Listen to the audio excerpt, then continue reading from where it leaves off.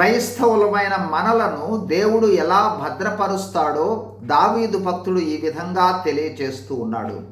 యెహోవా నా శైలము, నా కోట, నన్ను రక్షించువాడు, నా కేడెము, నా రక్షణ శృంగము, నా ఉన్నత దుర్గము, నా దేవుడు, నేను ఆశ్రయించి ఉన్న దుర్గము అని చెప్పుచున్నాడు.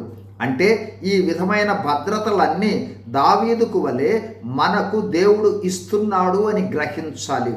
అంతేకాదు, దేవుడు మనము మొరపెట్టగా తన ఆలయములో నుండి మన ప్రార్థనను ఆలకించి మేఘములను వంచి కెరూబుల మీద ఎక్కి గాలి రెక్కల మీద ప్రత్యక్షమై శత్రువుల నుండి రక్షించి మరణము నుండి తప్పించి పాతాళము నుండి తప్పించే దేవుడే మన దేవుడని దావీదు భక్తుడు అంటూ ఉన్నాడు.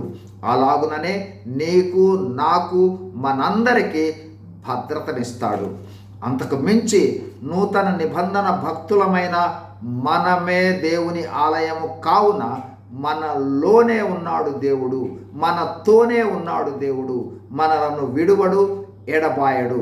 కావున మన ప్రతి పరిస్థితిని ఎరిగిన దేవుడు, సర్వశక్తిమంతుడు కావున మన ప్రతి పరిస్థితి నుండి తప్పించి సహాయం చేస్తాడు. దేవుణ్ణి ప్రార్థించండి, విశ్వసించండి, ధైర్యం వహించండి. God bless you. Thank you.